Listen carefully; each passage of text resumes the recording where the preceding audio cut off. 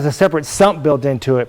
What the little sump does is that guarantees you always have water going to the cooler pump, and it allows the air to burp out to the top. So you're never going to have that problem, which is typical of expansion tanks. Is when the water goes in there, if there gets any air in the system, like when sloshing around, it creates foam. You don't want a foaming system. By building a separate sump that's built in, we eliminate the chance of having any kind of foaming or any kind of air going in the water system. Also, what this does is it guarantees that your intercooler pump always has, or heat exchanger, some people call it a heat exchanger pump, always has a good even water flow going to it. But if you focus on this down here, what you'll notice is we use PEM stock OEM stainless steel quality soft hardware, and what that does, that guarantees it's going to give you, a million miles rust free, no issues.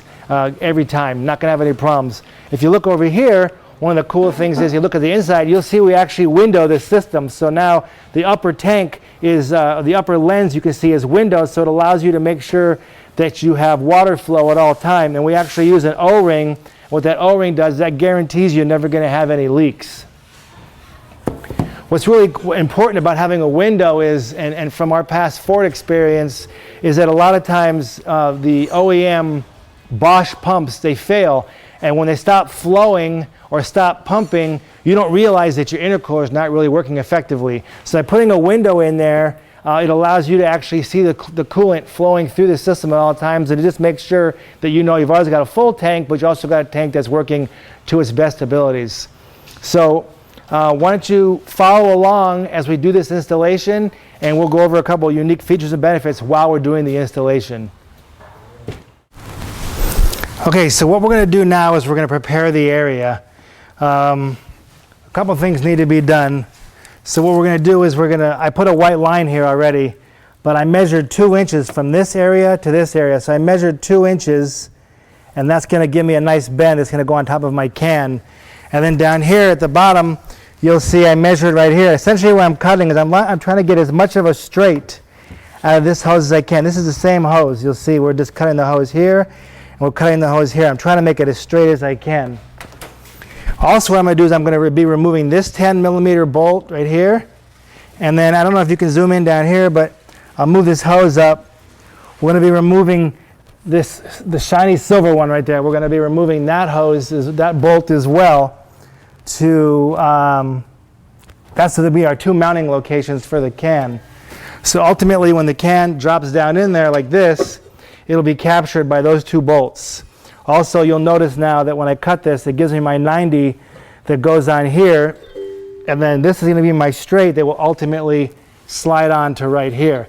This right here is going to be the drain. That's so you can always drain fluid in case you want to add ice, but we're going to discuss that a little bit later. All right, so the first thing we're going to do is I'm going to remove the clip. And this clip is holds this cap. And a lot of people think this unscrews, but it doesn't unscrew. It's actually just held in by a simple little clip. So you get your little pick right here to get underneath the clip, and it comes straight out. Now this just comes right out. There is going to be a little bit of a fluid loss between here and here, because when we cut it here and we cut it here, we're going to lose the fluid that's right in here. But it's just regular AC Delco red. There's nothing special about it. So we're going to cut it right here. I'm going to obviously give myself a little extra leeway in case I have to trim it. So I'm going to cut that hose right there. And turn this up for now. And then, unfortunately, there's really no better way to do this. So the next thing we're going to do is going to cut this hose here. Let me jump down here and do this one. Next I want to do is I'm going to remove this clip. Now I don't know if you can zoom in and see this. This little clip right here is pretty simple. All you do is get your pick up underneath it, and then it just comes right off. So we're going to have to cut this hose right here. So I'll have to cut this wire tie. So we'll cut this wire tie out of the way.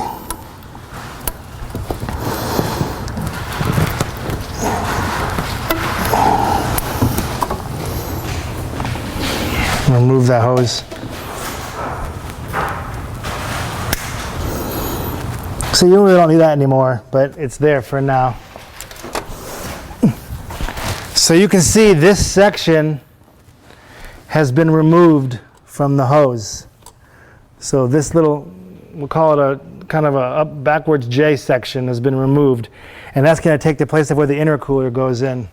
Next thing we're going to do is we're going to remove our two 10mm bolts.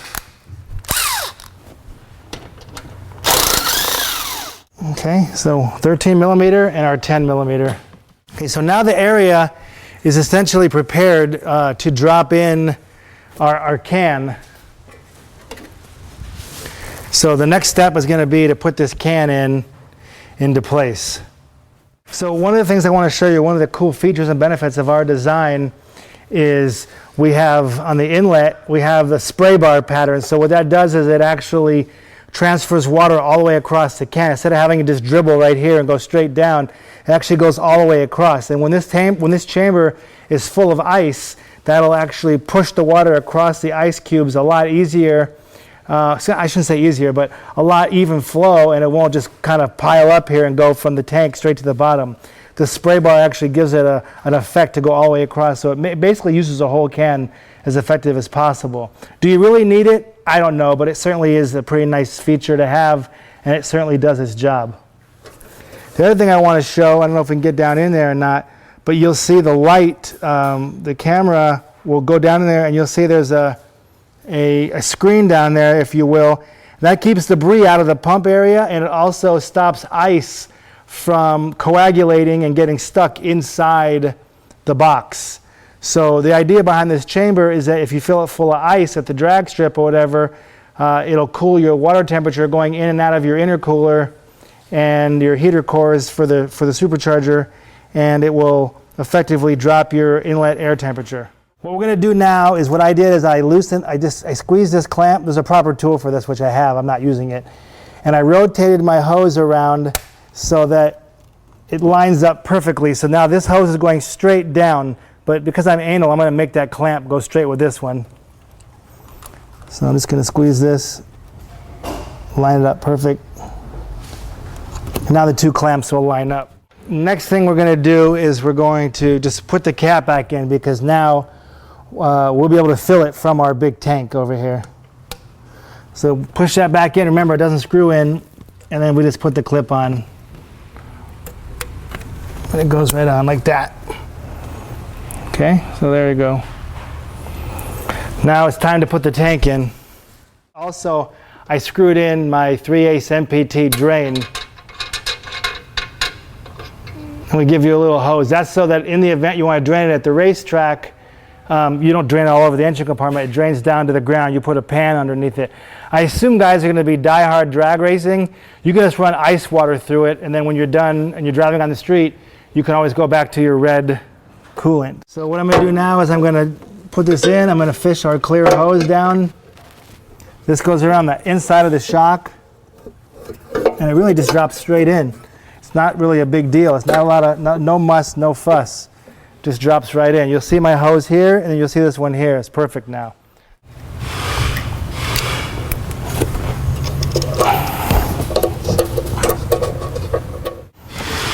Next, we're just going to put our bolt back in, line straight up.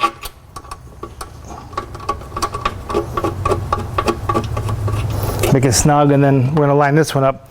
This one might not work too good off camera because, you know, there's a lot of stuff in the way, but from where I'm standing, it's an easy angle. I don't know if you can see down there. It lines up perfect. All right, guys, so we got the tank installed.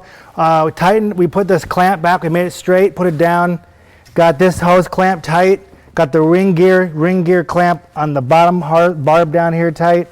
Our petcock valve is closed right now so that we can fill it with fluid. And I got the bottom hose back on. So it was a relatively simple installation. 2 bolts, a little bit of work. Quite honestly, you know, there's probably about 5 or 10 minutes of off camera while we're fiddling around, but I think that this job can legitimately be installed in about 30 minutes with the engine cool. You'll notice here that there's a rubber gasket here. This is our prototype. Production, this actually has an O-ring groove all the way around, and this is going to be windowed. I'm refilling it with, you know, regular AC Delco Dex Cool which is a factory equivalent. So you'll see here that we're almost halfway up, and we've used about 3/4 of this gallon. So I could put the rest of this in and it would be a full gallon that we've added, but I'm going to do the rest with water.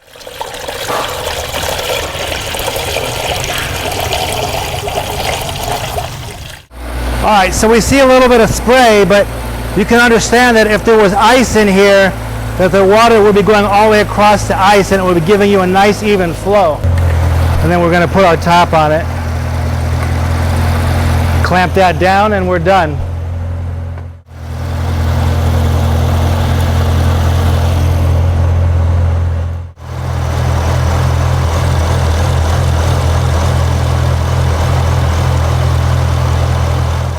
Then of course when you tighten it up, you want to tighten in a crisscross pattern.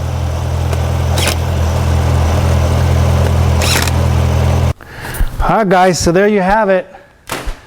Complete installation of the new Granatelli heat exchanger reservoir. Essentially what we're doing is we're increasing capacity by a gallon, almost a gallon and a half. It's about 1.35 gallons to be exact. And by adding that extra cooling effect, you're now giving the heat exchanger in the nose of the car more time to cool the fluid as it comes out. This is the discharge. So the hot coolant will come out, it'll sit in this tank, and it will now go through the heat exchanger and then come back in and enter the blower cooler. And by adding capacity, you are in fact allowing the engine to make more power because you're keeping the air temperature cooler, especially from a racing application where you would fill this full of ice, and now you could effectively drop the temperature by as much as 100 degrees water temperature, which would drop the air intake temperature by at least 65. So thanks again.